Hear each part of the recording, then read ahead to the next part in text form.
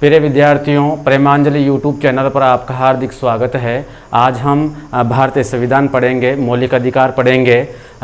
संविधान क्या होता है कि लिखित एवं अलिखित नियमों का ऐसा समूह जिसके अनुसार किसी देश का शासन चलाया जाए, क्या कहलाता है? संविधान कहलाता है। संविधान दो प्रकार का होता है, लिखित संविधान एवं अलिखित संविधान। हम इसमें भारतीय संविधान के अंतर्गत मौलिक अधिकार पढ़ेंगे। मौलिक अधिकार पढ़ेंगे। मौलिक अधिकारों को मूल अधिकार भी कहा जाता है। मूल अधिकार भी कहा जाता है। मौलिक अधिकारों को मूल अधिकार भी कहा जाता है। मौलिक अधिकारों का वर्णन संविधान में उल्लेख किया गया है।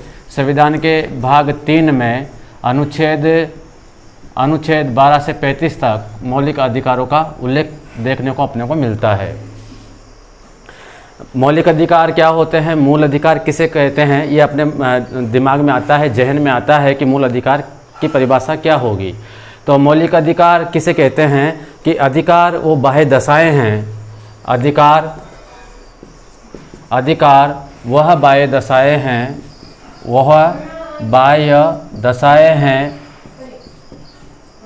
जिनकी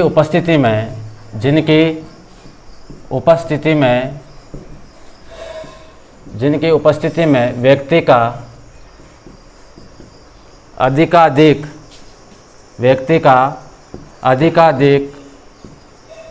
आंतरिक सर्वांगीण विकास संभव हो पाता है। सर्वांगीण विकास संभव हो पाता है। अधिकार वो बाह्य दशाएं हैं जिनकी उपस्थिति में व्यक्ति का अधिक से अधिक आंतरिक सर्वांगीण विकास संभव हो पाता है, और इन अधिकारों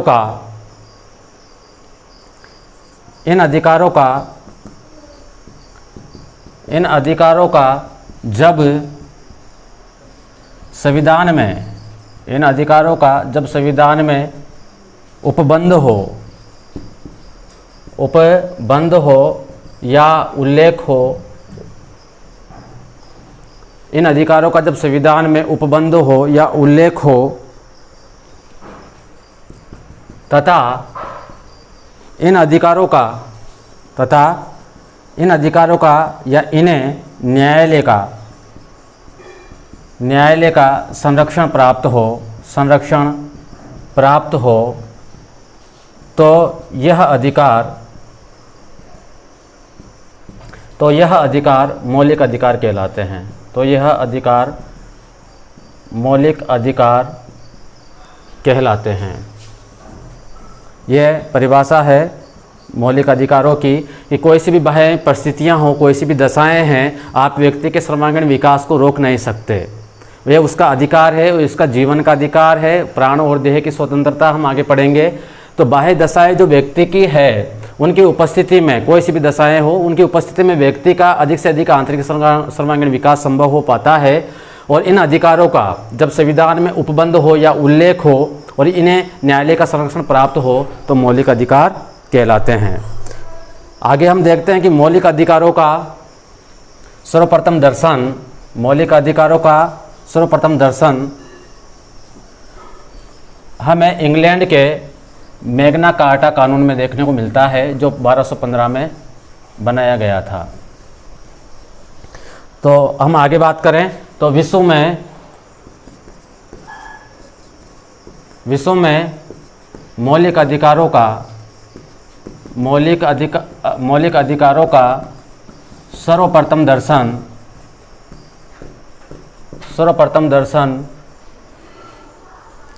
इंग्लैंड में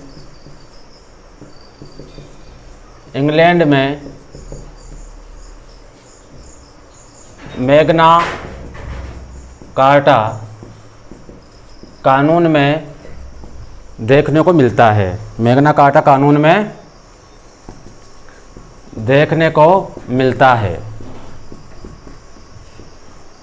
और ये मैग्ना कार्टा कानून कब बनता है? 1215 में बनता है। इसलिए संविधान के भाग 3 को संविधान के भाग 3 को मैग्ना कार्टा भी कहा जाता है। मैग्ना कार्टा भी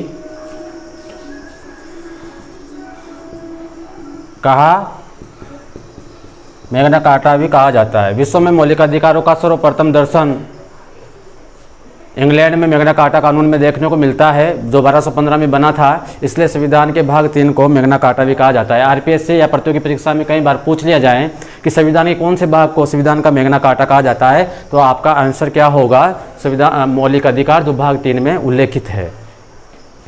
वहीं हम आगे बात करें तो अमेरिकी संविधान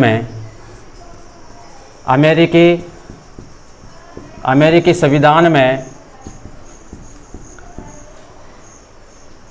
मौलिक अधिकारों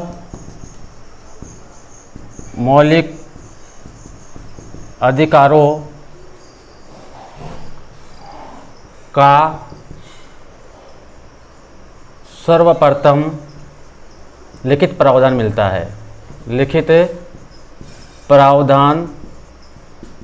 है।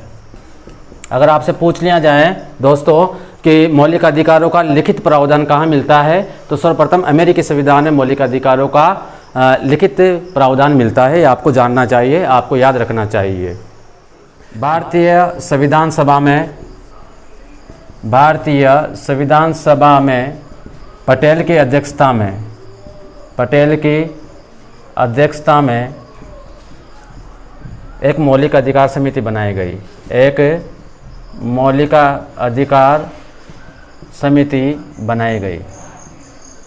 और मौलिक अधिकार समिति का अध्यक्ष कौन है? पटेल है। कई बार आरपीएससी में ये पूछ लिया गया है, कई बार प्रतियोगी परीक्षा में पूछ लिया जाता है कि मौलिक अधिकार जो समिति बनाई थी, मूल अधिकार समिति बनाई थी, उसका अध्यक्ष कौन था? तो आपका जवाब होना चाहिए सरदार वल्लभ भाई पटेल की अध्यक्षता में एक मौलिक अधिकार समिति बनाई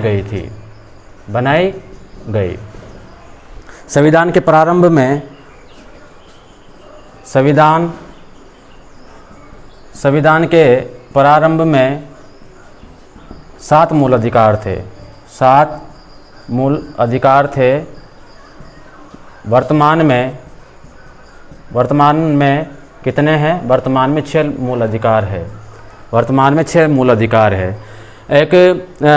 हम बात करते हैं तो आप इतना सा ध्यान रखें कि इंग्लैंड और अमेरिका, इंग्लैंड में संसदीय सर्वोच्चता है, आपको ये जानना चाहिए। मूल अधिकार वहाँ पर है, लेकिन वहाँ पर संसदीय सर्वोच्चता है। तो यहाँ पर एक्स्ट्रा आप थोड़ा सा जानकारी रखें इंग्लैंड और अमेरिका की, कि इंग्लैंड में क्या है? इंग्लैंड में संसदीय सर्वोच्चता है इंग्लैंड के अंदर, और अमेरिका के अंदर न्यायिक सर्वोच्चता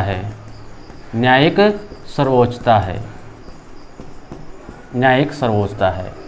मतलब अगर इंग्लैंड के अंदर हम देखें तो इंग्लैंड के अंदर मूल अधिकार नहीं है क्या? मूल अधिकारों का वर्णन किया गया है, लेकिन वहाँ का संविधान लिखित रूप में नहीं है। इंग्लैंड के अंदर वहाँ पर विधान मंडल का निर्णय सर्वोच्च होता है।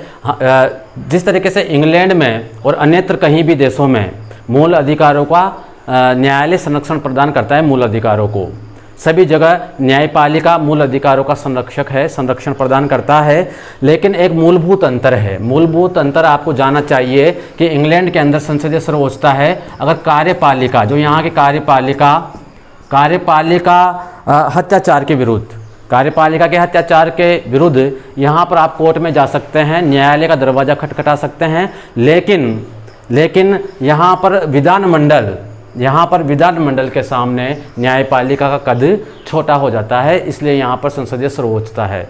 इंग्लैंड में जब हम भारतीय संविधान के स्रोत पढ़ते हैं तो इंग्लैंड से हमने क्या क्या ग्रहण किया है भारतीय संविधान में, ये आपको जानना चाहिए। जिस तरीके से संसदीय सामूहिक उत्तरदायित्व है, नाम मात्र का राष्ट्र अध्यक्ष है, नियंत्रक महालेखा परीक्षक है, कंट्रोल ऑडिट जनरल, ये कहाँ से लिया गया है?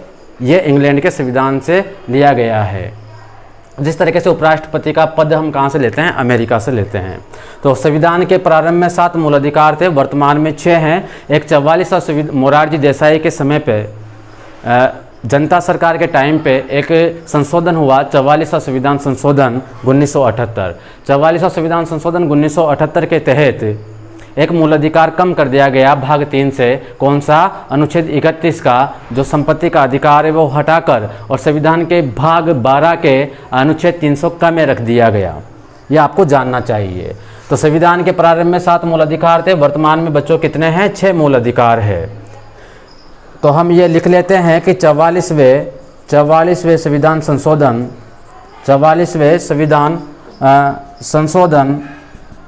1978 के द्वारा भाग 3 से संपत्ति का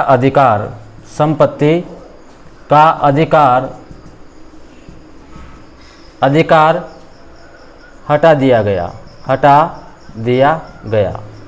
भाग 3 से संपत्ति का अधिकार हटा दिया गया। 44 संविधान संशोधन 1978 के द्वारा कई बार आरपीएससी प्रतियोगी परीक्षाओं में पूछा जा चुका है।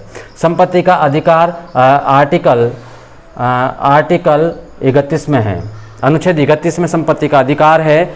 इसे यहाँ से तो हटा दिया गया, लेकिन इसी संशोधन के तहत इसे संविधान के भाग 12 और 12 के भी अनुच्छेद कौन सा? अनुच्छेद 300 क में रख दिया गया, जो अभी कानूनी अधिकार है या विधिगत अधिकार है। कौन सा अधिकार है? विधिगत अधिकार है।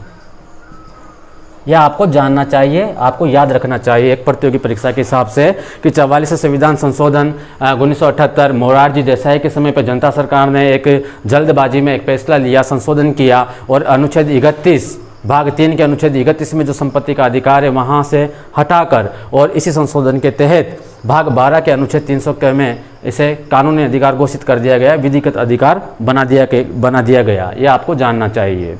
एक और छोटा सा संशोधन था कि इसके साथ साथ इन्होंने क्या किया? अनुच्छेद 19 और 19 का 1 और इसका भी 4, इसमें भी संशोधन किया गया, इसमें भी परिवर्तन किया गया। ये आपको जानना चाहिए।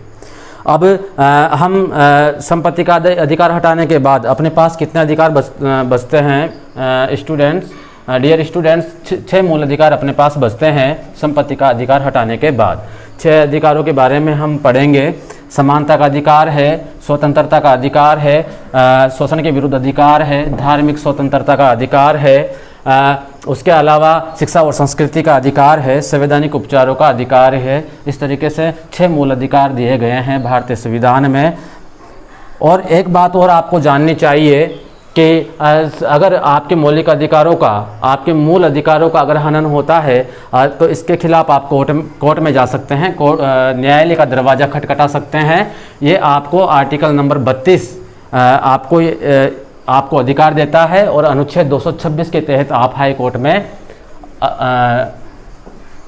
कोर्ट में जा सकते हैं कि मेरे मौलिक अधिकारों का हनन किया जा रहा है, मुझे न्याय चाहिए। ठीक है, तो एक लाइन और लिख लो आप अनुच्छेद 32 के तहत। एक लाइन और लिखेंगे, अनुच्छेद 32 के तहत सुप्रीम कोर्ट, समझ जाओगे सुप्रीम कोर्ट, अनुच्छेद 32 के तहत सुप्रीम कोर्ट और अनुच्छेद 226 के तहत हाई कोर्ट मौलिक अधिकारों का संरक्षण करते हैं, मौलिक अधिकारों का संरक्षण करते हैं। यह आपको जानना चाहिए। कुछ जानो या ना जानो, लेकिन कानून ज़रूरी है जानना, आपके अधिकार है ज़रूरी जानना, ताकि आप अपने अधिकारों के लिए लड़ सकें और न्यायालय में जाकर अपने अधिकारों की मांग कर सकें। तो अनुच्छेद 32 के तहत सुप्रीम कोर्ट और अनुच्छेद 226 के तहत हाई कोर्ट मौलिक अधिकारों का संरक्षण प्रदान करते हैं, मौलिक अधिकारों का संरक्षण प्रदान करते हैं। अब अपने 6 मूल अधिकार है भारतीय संविधान में। 6 मूल अधिकार कौन कौन से हैं? नंबर 1 पर समानता का अधिकार है, समानता का अधिकार है, समानता का अधिकार, स्वतंत्रता का अधिकार, स्वतंत्रता का अधिकार, शोषण के विरुद्ध अधिकार, शोषण के विरुद्ध अधिकार, शोषण के विरुद्ध अधिकार। समानता का अधिकार भाग 3 में अनुच्छेद 14 से 18 तक है। अनुच्छेद 14 से 18 तक किसका वर्णन किया गया है? समानता के अधिकार का। स्वतंत्रता का अधिकार, स्वतंत्रता का अधिकार आपको मिलेगा अनुच्छेद आर्टिकल 19 से 22 तक आपको क्या मिलती है? स्वतंत्रता का अधिकार मिलता है। शोषण के विरुद्ध अधिकार अनुच्छेद 23-24, अनुच्छेद 23 और 24 में शोषण के विरुद्ध अधिकार मिलता है। चौथा मूल अधिकार है धार्मिक स्वतंत्रता का अधिकार। धार्मिक स्वतंत्रता का अधिकार, कौन सा अधिकार? धार्मिक स्वतंत्रता का अधिकार। धार्मिक स्वतंत्रता का अधिकार है। उसके अलावा 5वें नंबर और 6 नंबर पे, 5वें नंबर पे आपको शिक्षा और संस्कृति का अधिकार है। शिक्षा व संस्कृति का अधिकार, शिक्षा व संस्कृति का अधिकार का उल्लेख किया गया है। उसके अलावा जो अपना बचता है 6 नंबर का जो मूल अधिकार है वो संवैधानिक उपचारों का अधिकार है। कौन सा अधिकार है बच्चों? संवैधानिक उपचारों का अधिकार है। समानता का अधिकार, स्वतंत्रता का अधिकार, शोषण के विरुद्ध अधिकार, धार्मिक स्वतंत्रता का अधिकार, शिक्षा और संस्कृति का अधिकार, संवैधानिक उपचारों का अधिकार, इस तरीके से 6 मूल अधिकार है। मूल संविधान पहले 7 मूल अधिकार हुआ करते थे, लेकिन 44 संविधान संशोधन 1978 के द्वारा मोरारजी देसाई जनता सरकार के जल्दबाजी के संशोधन के तहत उसे वहाँ से अनुच्छेद 31 से संपत्ति का अधिकार हटा दिया जाता है और उसे उसी संशोधन के द्वारा भारतीय संविधान में भाग 12 के अनुच्छेद 300 में रख दिया जाता है। ये आपको याद रखना है, कई बार कॉम्पिटिटिव एग्जाम में पूछा जा चुका है। धार्मिक स्वतंत्रता का अधिकार आपको मिलेगा अनुच्छेद 25 से 28 तक धार्मिक स्वतंत्रता का अधिकार है। शिक्षा व संस्कृति का अधिकार आपको मिलेगा आर्टिकल 29 और 30 में, अनुच्छेद 35 मिलेगा। समानता का अधिकार अनुच्छेद 14 से 18, स्वतंत्रता का अधिकार, शोषण के विरुद्ध अधिकार, धार्मिक स्वतंत्रता का अधिकार, शिक्षा व संस्कृति का अधिकार, संवैधानिक उपचारों का अधिकार। सबसे पहले हम पढ़ेंगे समानता का अधिकार। समानता का अधिकार में अनुच्छेद 14 से 18 तक समानता का अधिकार। अनुच्छेद 14 में क्या कहा गया है कि विधि के समक्ष समानता और विधि का समान संरक्षण होगा। क्या कहा गया है? समानता का अधिकार जब हम पढ़ेंगे अनुच्छेद 14 हम पढ़ेंगे। अनुच्छेद 14 में कहा गया है समानता, विधि के समक्ष समानता, विधि के समक्ष समानता व विधि का समान संरक्षण, व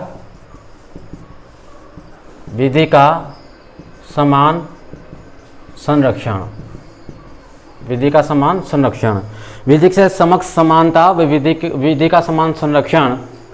अनुच्छेद 14 में कहा गया है कि विधि के समक्ष सभी लोग समान रहेंगे, चाहे वो कोई सा भी धर्म का हो, चाहे कोई सा भी लिंग का हो, चाहे उसका जन्म स्थान कोई भी रहा हो, चाहे भारत में कहीं भी निवास करता हो। तो विधि के समक्ष समानता, ये हम देखते हैं कि विधि के समक्ष समानता जो है ये एक नकारात्मक संकल्पना है, एक नकारात्मक संकल्पना है। उसके अलावा विधि का समान संरक्षण, अनुच्छेद 14 समानता का अधिकार हम पढ़ रहे हैं। अनुच्छेद 14 से 18 तक उल्लेख किया गया है समानता का अधिकार भाग 3 में संविधान के तहत। अनुच्छेद 14 में विधि के समक्ष समानता व विधि का समान संरक्षण रहेगा, यानी कि कोई भी धर्म हो, चाहे कोई व्यक्ति का, चाहे नागरिक का कोई भी मूल वंश हो, जाति हो, जन्म स्थान हो या कहीं पे भी वो निवास करता हो भारत के अंदर, वो तो विधि के समक्ष वो क्या रहेंगे? समान रहेगा। सभी लोग सामान्य परिस्थितियों में सामान्य नियम रहेंगे उनके लिए। अगर असमान परिस्थितियां हैं तो उसके लिए अलग से कानून बनाया जाएगा, उसके लिए अलग से सुविधाएं प्रदान की जाएगी भारत सरकार के द्वारा। तो इसे हम नकारात्मक संकल्पना भी कह सकते हैं, ये आपको जानना चाहिए। ये नकारात्मक संकल्पना है, नकारात्मक संकल्पना भी हम इसे कह सकते हैं। नकारात्मक संकल्पना इस वजह से है कि सामान्य परिस्थितियां सबकी एक जैसी नहीं हो सकती।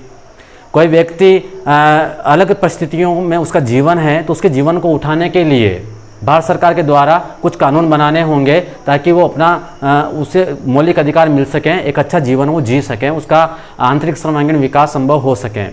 विधि का समान संरक्षण ये अपेक्षित, इसकी अपेक्षा ये क्या है? ये सकारात्मक है। इस अपेक्षित सकारात्मक संकल्पना है। ये थोड़ी सी सकारात्मक संकल्पना है। हम यहाँ पर देखते हैं कि विधि के सामने सभी समक्ष रहेंगे, लेकिन नकारात्मक संकल्पना इस वजह से है कि भारत में जो राष्ट्रपति रहेगा वो सभी राज्यों के राज्यपाल, वो सभी राज्यों के क्या रहेंगे, राज्यपाल रहेंगे। तो राष्ट्रपति वो सभी राज्यपाल, इनको थोड़ा सा अलग से हम देख सकते हैं नकारात्मक संकल्पना के अंतर्गत कि राष्ट्रपति वो सभी राज्यपाल की जो पदावधि है, जो इनकी पदावधि है, तो पदावधि के दौरान आप किसी भी न्यायालय में एक दंडिक कार्यवाही चालू नहीं रख सकते, संस्थित नहीं कर सकते, है ना। तो राष्ट्रपति व सभी राज्यपाल, जो भारत के सभी राज्यपाल है, सभी राज्यों के राज्यपाल है, तो उनके विरुद्ध उनकी जो पदावधि का समय है, उनका जो कार्यकाल है, पदावधि के समय आप किसी भी न्यायालय में उनके विरुद्ध कोई भी कार्रवाई नहीं कर सकते, एक दंडिक कार्रवाई जारी नहीं रख सकते। एक दंडिक कार्रवाई आप संस्थित नहीं कर सकते। क्या नहीं कर सकते? चालू नहीं रख सकते, संस्थित नहीं कर सकते, चालू नहीं रख सकते। तो यहाँ पर नकारात्मक संकल्पना आपको जाननी चाहिए कि विधि के समक्ष समान रहेंगे सभी लोग, लेकिन यहाँ पर भारतीय संविधान ये भी कहता है कि राष्ट्रपति और सभी जो राज्यपाल हैं उनका जो पदावधि का समय है उसके दौरान आप किसी भी न्यायालय में आप उनके खिलाफ दंडिक कार्रवाई संस्थित नहीं कर सकते, चालू नहीं कर सकते। कि नकारात्मक संकल्पना इस तरीके से आपको जाननी चाहिए। समान परिस्थितियों में सबके लिए समान नियम रहेंगे, सामान्य लोगों के लिए समान नियम रहेंगे, लेकिन कुछ लोग जो विकट परिस्थितियों में अपना जीवन जी रहे हैं उनको भारतीय संविधान अलग से सहायता करेगा, अलग से विधि सहायता करेगा। ये आपको जानना चाहिए। विधि के समक्ष समानता व विधि का समान संरक्षण रहेगा। अनुच्छेद 15 की बात करते हैं। अनुच्छेद 15 की बात करेंगे हम। अनुच्छेद 15 में क्या कहा गया है भारतीय संविधान में? अनुच्छेद 15 कहता है कि धर्म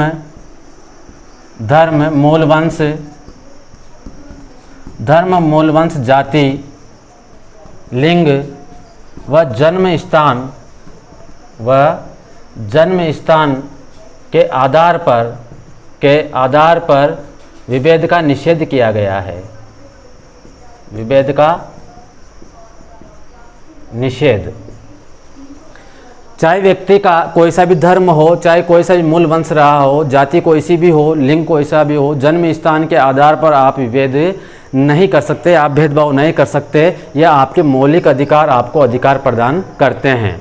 अगर ऐसा होता है तो आपको कहाँ जाना पड़ेगा? आपको अनुच्छेद 32 के तहत सुप्रीम कोर्ट आप जा सकते हो और 226 के तहत आप हाई कोर्ट का दरवाज़ा खटखटा सकते हो न्याय पाने के लिए।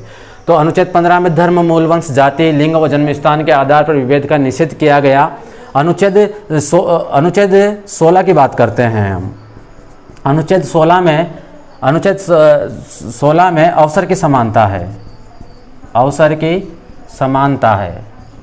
अनुच्छेद 16 में अवसर की समानता है कि आपको चाहे आपका धर्म मूल वंश जाति लिंग व जन्म स्थान कोई सा भी हो, लेकिन आपको पद पर नियुक्त होने के लिए आपको अवसर की समानता प्रदान की जाएगी। आपको पद पर नियुक्ति पाने के लिए आपसे नहीं कहा जाएगा कि आप अलग धर्म के हो, आप अलग जाति के हो, आप अलग जन्म स्थान, आपका निवास स्थान किसी और जगह है, इस वजह से हम आपको यह अवसर प्रदान नहीं कर सकते। नहीं, ऐसा नहीं है। अनुच्छेद 16 के तहत अवसर की समानता का अधिकार आपका मौलिक अधिकार है। आप भारत सरकार के पद पर आप नियुक्ति आपको मिल सकती है ना। तो ये अवसर की समानता है। प्रत्येक व्यक्ति का अधिकार रहेगा पद पर चुनने के लिए, पद पर कार्यरत होने के लिए। अनुच्छेद 16।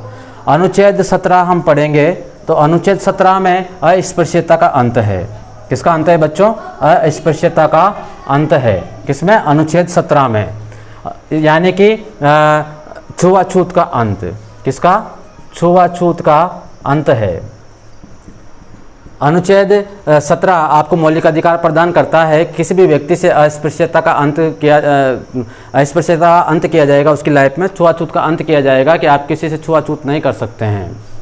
अनुच्छेद 15 का 3, अनुच्छेद 15 का 3 भी हमें जानना चाहिए। अनुच्छेद 15 का जो 3 है उसमें बच्चों व महिलाओं के लिए, बच्चों व महिलाओं के लिए विशेष प्रावधान किया गया है, के लिए विशेष प्रावधान किया गया है। अनुच्छेद 15 का 3। अनुच्छेद 15 में धर्म, मूलवंश, जाति, लिंग और जन्म स्थान के आधार पर विभेद का निषेध रहेगा। अनुच्छेद 15 का जो 3 है वो बच्चों महिलाओं के लिए विशेष प्रावधान का उल्लेख करता है कि बच्चों और महिलाओं को विशेष प्रावधान दिया जाएगा भारतीय संविधान के अंतर्गत, क्योंकि महिलाओं को सदियों से प्रताड़ित किया गया है, इसलिए महिलाओं के लिए अलग से थोड़ा सा मौलिक अधिकार प्रदान किया गया है भारतीय संविधान के अनुसार कि बच्चों और महिलाओं के लिए विशेष प्रावधान किया गया। जैसे तरीके से हम प्रसूति सहायता देखते हैं, कई सारी सहायता देखते हैं महिलाओं के लिए। अवसर की समानता, तो अवसर की समानता अनुच्छेद 16 में है, तो आपको आर्टिकल नंबर 16 का 4 भी जानना चाहिए। आर्टिकल 16 का 4 भी जानना चाहिए। अनुच्छेद 16 का 4 कहता है कि आप अवसर की समानता दोगे तो इसमें क्या करोगे, पिछड़ी जातियों के लिए आरक्षण का प्रावधान किया गया है। अनुच्छेद 16 के 4 में पिछड़ी जातियों के लिए, पिछड़ी जातियों के लिए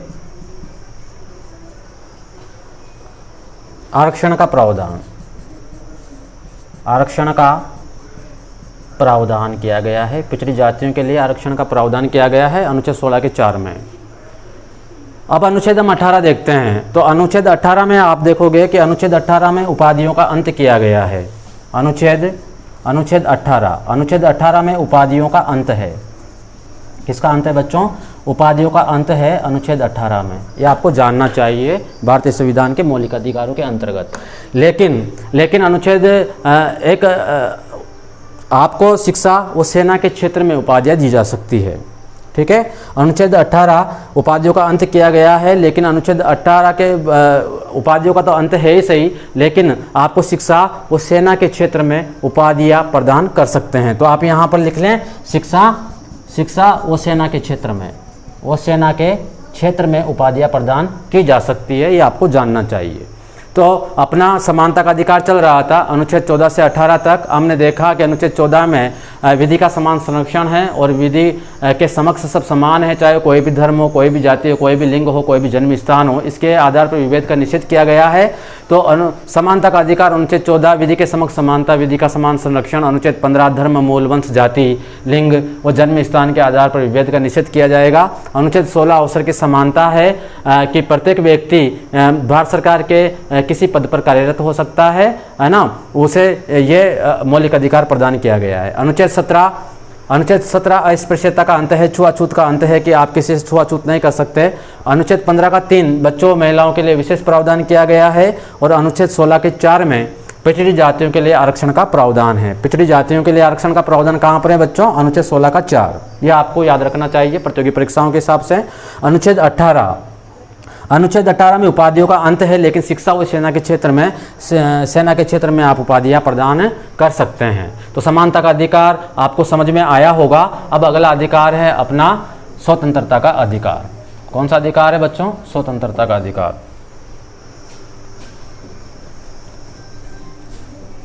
स्वतंत्रता का अधिकार मैंने आपको बताया था कि अनुच्छेद 19 से 22 तक देखने को मिलता है। अनुच्छेद 19 में हम देखते हैं कई सारी स्वतंत्रताएं, मौलिक अधिकार, और आप इसे लिख भी सकते हैं, स्क्रीनशॉट भी ले सकते हैं इसका, और साथ के साथ में लिखें तो और ज़्यादा फायदे रहेगा। प्रतियोगी परीक्षाओं के हिसाब से सिलेक्टेड मैटर है। और कहीं से ज़्यादा मोटिवेशनल वीडियो देखने से कुछ नहीं होगा। ज़्यादा मोटिव आप अपने आप रहें और इतना सा याद रखें कि बस ईमानदारी से मुझे पढ़ाई करनी है, बाकी सब व्यर्थ है, टाइम बर्बाद करना है। अब स्वतंत्रता का अधिकार है। स्वतंत्रता का अधिकार बच्चों हमने कहाँ से पढ़ा था? अनुच्छेद 19 से 22 तक क्या पढ़ा था? स्वतंत्रता का अधिकार। स्वतंत्रता का अधिकार संविधान के स्वतंत्रता का अधिकार 19 से 22। अनुच्छेद 19 को हम पढ़ते हैं। अनुच्छेद 19 में हम देखते हैं कि विचार, अभिव्यक्ति, भाषण, सम्मेलन, संघ संगठन, विचार अभिव्यक्ति, भाषण, सम्मेलन, संघ संगठन, विचरण व निवास की स्वतंत्रता, विचरण, निवास एवं वृत्ति की स्वतंत्रता,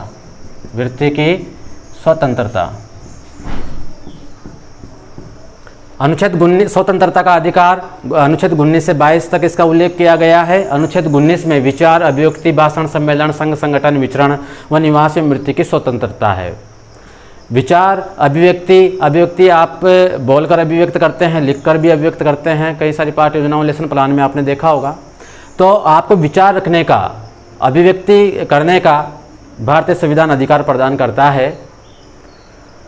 सम्मेलन, आप इकट्ठा हो सकते हैं, आप शांतिपूर्ण रूप से एकत्रित हो सकते हैं, आप सभा बना सकते हैं, आप समूह बना सकते हैं, लेकिन शांतिपूर्ण रूप से। विचरण, आप कहीं पे भी घूम सकते हैं। और निवास, आप भारत में किसी भी जगह निवास कर सकते हैं और आप भारत में कहीं पे भी रोजगार कर सकते हैं आपके जीवन के लिए, आपको रोका नहीं जाएगा। आपके विचार, अभिव्यक्ति, भाषण, सम्मेलन, संघ संगठन, विचरण एवं निवास की स्वतंत्रता प्रदान करता है अनुच्छेद 19। ठीक है, आगे हम देखते हैं अनुच्छेद 20। अनुच्छेद 20 देखते हैं तो आर्टिकल नंबर 20 क्या कहता है? अपराधों से दोष सिद्धि का अधिकार, अपराधों से दोष सिद्धि का अधिकार, दोष सिद्धि का अधिकार, अपराधों से दोष सिद्धि का अधिकार कहाँ पर उल्लेख किया गया है? अनुच्छेद 20 में। अनुच्छेद 21 हम देखते हैं तो अनुच्छेद 21 में प्राण व देह की स्वतंत्रता है। किसकी स्वतंत्रता है बच्चों? प्राण व देह की स्वतंत्रता है अनुच्छेद 21 में। प्राण व देह की स्वतंत्रता यानी कि जीवन का अधिकार, यानी कि जीवन का अधिकार हमें कहाँ देखने को मिलता है? अनुच्छेद 21 में। अब प्राण और देह की स्वतंत्रता आपका मौलिक अधिकार है, लेकिन आप अपने जीवन को कब सजा सकते हैं, कब संवार सकते हैं? जब आप एजुकेटेड रहेंगे, आप शिक्षित रहेंगे। इसी वजह से एक और जोड़ दिया गया अनुच्छेद 21 का क। क्या जोड़ दिया गया? अनुच्छेद 21 का क जोड़ दिया गया। अनुच्छेद 21 के क में कहा गया कि 6 से 14 वर्ष के बच्चों के लिए निःशुल्क एवं अनिवार्य शिक्षा रखी जाएगी और ये 86 संविधान संशोधन 2002 के तहत किया गया। ठीक है, तो निःशुल्क एवं अनिवार्य शिक्षा, निःशुल्क एवं अनिवार्य शिक्षा, अनिवार्य शिक्षा कहाँ देखने को मिलती है?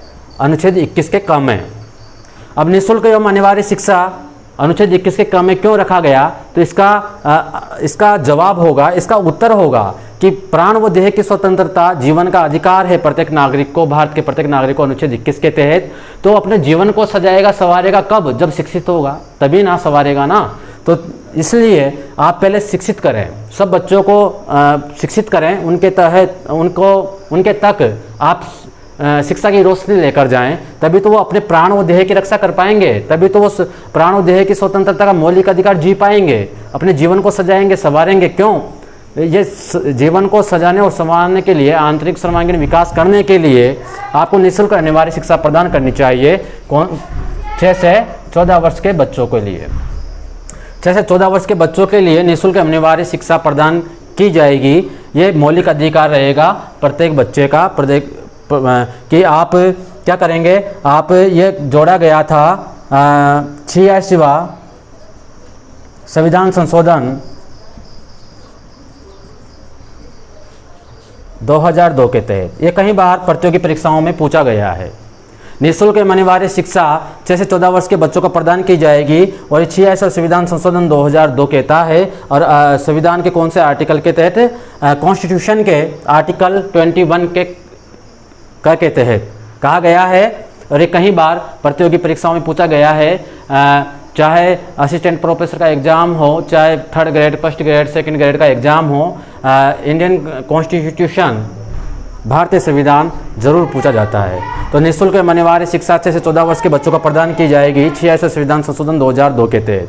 अब आता है अनुच्छेद 22। अनुच्छेद 22 में गिरफ्तारी व निरुद्ध से संरक्षण है। गिरफ्तारी व निरुद्ध से संरक्षण, निरुद्ध से संरक्षण। गिरफ्तारी और निरुद्ध से संरक्षण भारतीय नागरिक को कहाँ दिया गया है? अनुच्छेद 22 के तहत गिरफ्तारी व निरुद्ध से संरक्षण प्रदान किया गया है। गिरफ्तारी व निरुद्ध से संरक्षण अनुच्छेद 22 के तहत किया गया है कि आप किसी भी व्यक्ति को गिरफ्तार करेंगे तो उसे यह अधिकार रहेगा कारण पूछने का कि मुझे क्यों गिरफ्तार किया गया। तो गिरफ्तारी और निरुद्ध से संरक्षण अनुच्छेद 22 में है। इसमें देखने को मिलता है कि पहले तो कारण पूछें, कारण पूछने का अधिकार है कि मुझे क्यों गिरफ्तार किया गया है, ये मुझे जानना है। तो गिरफ्तारी व निरुद्ध से संरक्षण में अधिकार, कई सारे अधिकार मिलते हैं कि एक तो कारण पूछने का अधिकार है। निरुद्ध का मतलब होगा, निरुद्ध का मतलब संरक्षण, नज़रबंद नहीं कर सकते। गिरफ्तारी व निरुद्ध से संरक्षण का अर्थ आपको समझना चाहिए कि आप किसी व्यक्ति को नज़रबंद नहीं कर सकते। यह उसका मौलिक अधिकारों का हनन करता है। मौलिक अधिकार उसे अधिकार देता है कि उसे नज़रबंद नहीं किया जाए। वो कारण पूछने का अधिकार है, कारण पूछ सकता है जिसे आपने गिरफ्तार किया है कि मुझे गिरफ्तारी का कारण बताएं। उसके अलावा वो मनपसंद कानूनी सलाह ले सकता है। मनपसंद, यहाँ आप लिख लें, मनपसंद कानूनी सलाह, मनपसंद कानूनी सलाह ले सकता है, यह उसका अधिकार है। और एक बात और जाननी चाहिए आपको कि किसी भी व्यक्ति को गिरफ्तार किया गया है तो ये उसका अधिकार है कि उसे 24 घंटे के अंदर अंदर न्यायालय के समक्ष पेश किया जाए। ठीक है, 24 घंटे के अंदर उसे न्यायालय के समक्ष पेश किया जाए, यह उसका अधिकार है, पेश किया जाए। गिरफ्तारी व निरुद्ध से संरक्षण में आपको समझना चाहिए आर्टिकल 22 में कि उसे कारण जानने का अधिकार है कि मुझे गिरफ्तार क्यों किया गया है। मनपसंद कानूनी सलाह वो ले सकता है। उसके अलावा उसे 24 घंटे के अंदर उसे न्यायालय के समक्ष पेश किया जाएगा। कहीं से भी गिरफ्तार किया गया हो, लेकिन अगर पेश करना यहाँ पर है, आपको इस कोर्ट में है, तो आवागमन का समय नहीं जोड़ा जाएगा। ये आपको ध्यान में रखना चाहिए कि 24 घंटे के अंदर आवागमन का समय नहीं जोड़ा जाएगा। आवागमन का समय क्या बच्चों जोड़ा जाएगा? क्या नहीं जोड़ा जाएगा, आवागमन का समय नहीं जोड़ा जाएगा। चाहे उसे किसी भी स्टेट से गिरफ्तार करें और आपको उसे प्रेजेंट करना है किसी और कोर्ट में, किसी और स्टेट में, तो वो उसे लाने में थोड़ा समय लगेगा ना, अगर वो समय जोड़ा नहीं जाएगा। ठीक है, 24 घंटे के अंदर उसे न्यायालय के समक्ष पेश किया जाए, ये उसका मौलिक अधिकार है। कारण पूछने का अधिकार है, मनपसंद कानूनी सलाह वो ले सकता है। उसके अलावा 24 घंटे के अंदर उसे न्यायालय के समक्ष पेश किया जाए, उसका अधिकार है। अपराधों से दोष सिद्धि का अधिकार हम पढ़ रहे थे आर्टिकल नंबर 20 में। तो मौलिक अधिकार 20, अपराधों से दोष सिद्धि का अधिकार। इसमें हम देखते हैं कि अपराधों से दोष सिद्धि का अधिकार, किसी व्यक्ति ने कोई अपराध कर दिया तो उसे एक अपराध के लिए एक ही बार सजा दी जाएगी। ठीक है, तो एक अपराध के लिए आप यहाँ पर लिख लें, एक अपराध के लिए एक ही बार सजा दी जाए, एक ही बार सजा दी जाएगी। ठीक है, ये आपको जानना चाहिए। किसी व्यक्ति ने कोई अपराध कर दिया तो उस अपराध के लिए एक ही बार आप सजा दे सकते हैं। ऐसा नहीं है कि आप बार बार उठाकर उसे कोर्ट ले जा रहे हो और कहें और बोल रहे हो कि तुमने ये ऐसे ऐसे कुछ कृत्य किया था, कोई बुरा काम किया था, या तो भारतीय विधि जो कानून है उसके खिलाफ तुमने कोई काम किया था तो तुम्हें सजा देनी है। तो एक अपराध के लिए एक ही बार सजा दी जाएगी, ये उसका मौलिक अधिकार है। एक तो आपको ये जानना चाहिए अपराधों से दोष सिद्धि के अधिकार में एक अपराध के लिए एक ही बार सजा दी जाएगी और साथ में उसे उसी समय के जिस समय उसने अपराध किया था उसी समय के हिसाब से उसे सजा मिलेगी, ये भी आपको जानना चाहिए। और खुद के विरुद्ध गवाही देने के लिए आप उसे बाध्य नहीं कर सकते, ये आपको जानना चाहिए। खुद के विरुद्ध गवाही नहीं दे सकते कि तुम्हारे खिलाफ गवाही दो कि मैंने अपराध किया, ऐसा नहीं होगा। एक अपराध के लिए एक ही बार सज़ा मिलेगी, उसी समय के कानून से सज़ा मिलेगी और वो खुद के विरुद्ध भी गवाही देने के लिए बाध्य नहीं होगा। ठीक है, तो हमें स्वतंत्रता का अधिकार हम पढ़ रहे थे अनुच्छेद 19 से 22 तक।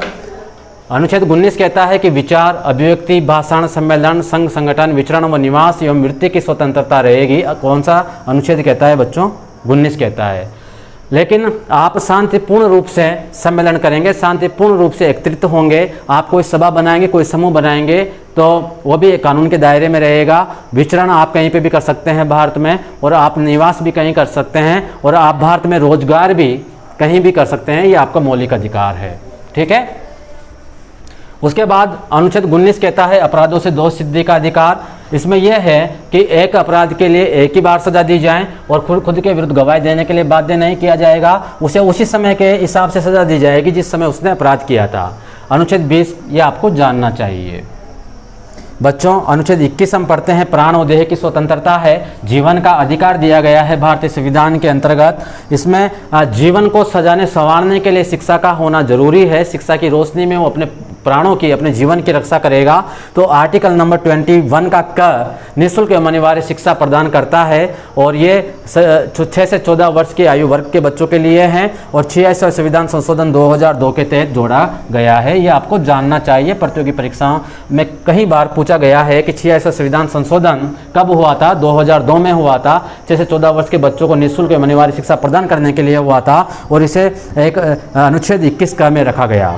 अनुच्छेद 22 में गिरफ्तारी और निरुद्ध से संरक्षण है। इसमें यह कहा गया है, निरुद्ध का मतलब नज़रबंद है कि आप किसी को नज़रबंदी नहीं कर सकते। 24 घंटे के अंदर उसे न्यायालय के समक्ष पेश किया जाएगा। गिरफ्तार कर लिया तो उसे कारण पूछने का अधिकार है कि मुझे क्यों गिरफ्तार किया गया, और मनपसंद कानूनी सलाह भी वो ले सकता है और उसमें आवागमन का समय नहीं जोड़ा जाएगा। तो मुझे क्लास लंबी हो जाएगी, बाकी के जो मौलिक अधिकार है मैं नेक्स्ट लेक्चर वीडियो में बना दूंगा। और मुझे आशा है कि आपको ये वीडियो लेक्चर समझ में आया होगा। मैं संस्कृत का लेसन प्लान और जब भी रेगुलर स्टूडेंट्स हैं बीएड में और एसटीसी में, तो उनको एग्ज़ाम किस तरीके से करेक्ट करना है, अभी इंटर्नशिप चल रही है उन लोगों की।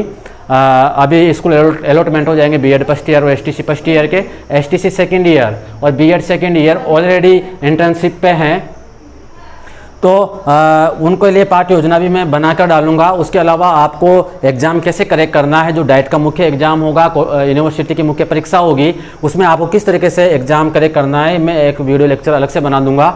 उसके अलावा मुझे आशा है कि आपको ये मौलिक अधिकार समझ में आया होगा। एक मेरा छोटा सा प्रयास है और मुझे आशा है कि आपका स्नेह और प्यार मेरे YouTube चैनल को ज़रूर मिलेगा। प्रेमांजलि YouTube चैनल आपके लिए हमेशा तत्पर रहेगा और मैं प्रयास करता रहूँगा, जो भी कमियाँ दूर करता रहूँगा।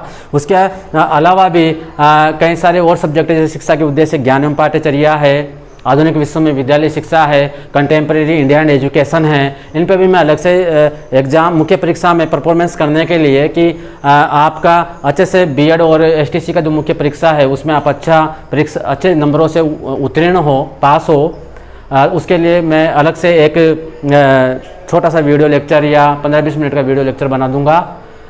ठीक है, ज़रूर भी मेरे YouTube चैनल को आप प्यार दें, स्नेह दें, मैं आपका आभारी रहूँगा और मैं एक छोटा सा प्रयास है मेरा आगे करता रहूँगा। जय हिंद, जय भारत।